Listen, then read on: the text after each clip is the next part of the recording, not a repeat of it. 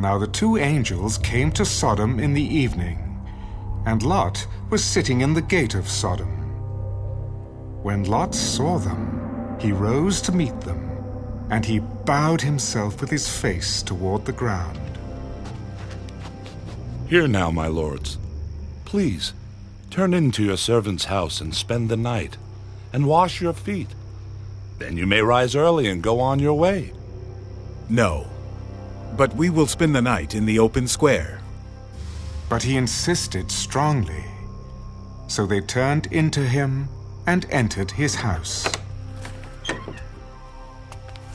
Then he made them a feast and baked unleavened bread, and they ate.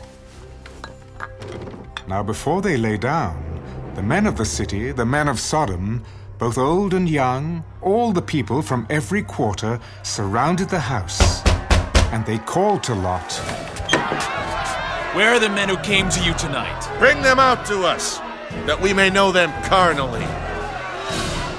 So Lot went out to them through the doorway, shut the door behind him, and said, Please, my brethren, do not do so wickedly. See now, I have two daughters who have not known a man. Please, let me bring them out to you, and you may do to them as you wish. Only do nothing to these men, since this is the reason they have come under the shadow of my roof. Stand back! This one came in to stay here, and he keeps acting as a judge. Now we will deal worse with you than with them. So they pressed hard against the man Lot, and came near to break down the door. But the men reached out their hands and pulled Lot into the house with them, and shut the door.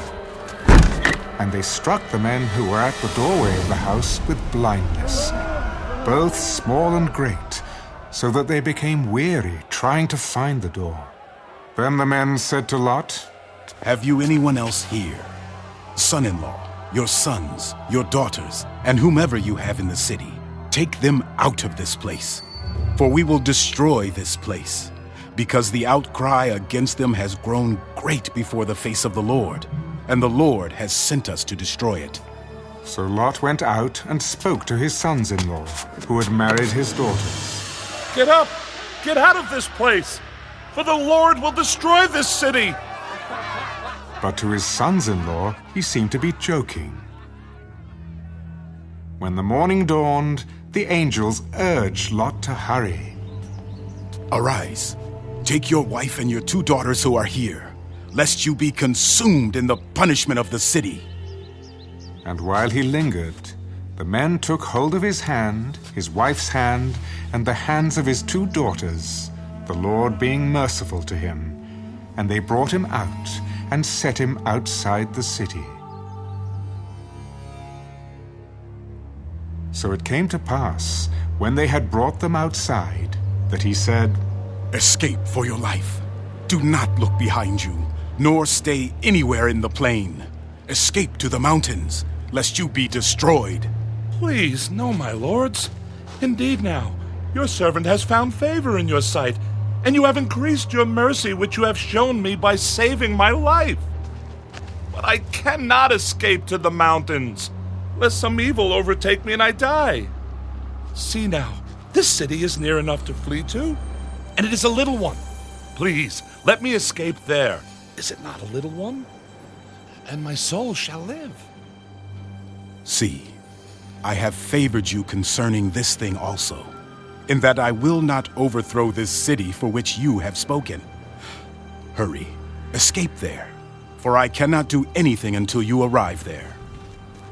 Therefore the name of the city was called Zoar.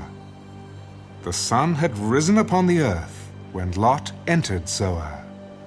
Then the Lord rained brimstone and fire on Sodom and Gomorrah from the Lord out of the heavens. So he overthrew those cities, all the plain, all the inhabitants of the cities, and what grew on the ground.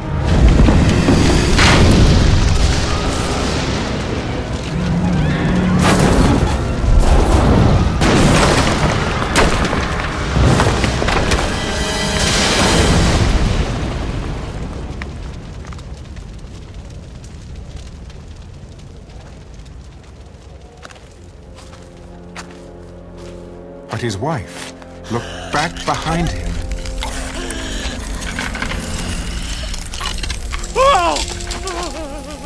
And she became a pillar of salt.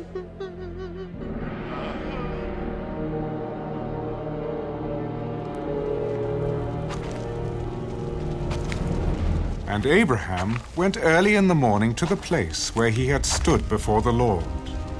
Then he looked towards Sodom and Gomorrah, and toward all the land of the plain, and he saw, and behold, the smoke of the land, which went up like the smoke of a furnace. And it came to pass, when God destroyed the cities of the plain, that God remembered Abraham, and sent Lot out of the midst of the overthrow, when he overthrew the cities in which Lot had dwelt. Then Lot went up out of Zoar, and dwelt in the mountains, and his 2 daughters were with him, for he was afraid to dwell in Zoar. And he and his 2 daughters dwelt in a cave. Now the firstborn said to the younger, Our father is old, and there is no man on the earth to come into us, as is the custom of all the earth. Come, let us make our father drink wine, and we will lie with him, that we may preserve the lineage of our father. So they made their father drink wine that night.